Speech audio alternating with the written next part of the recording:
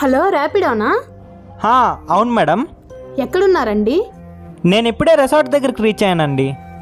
నేను main gate దగ్గర ఉన్నాను, త్వరగా రండి. ఓకే మేడం, 2 minutesలో వస్తాను. సరే అండి. మేడం, మీరేనా ర్యాపిడో బుక్ చేసింది?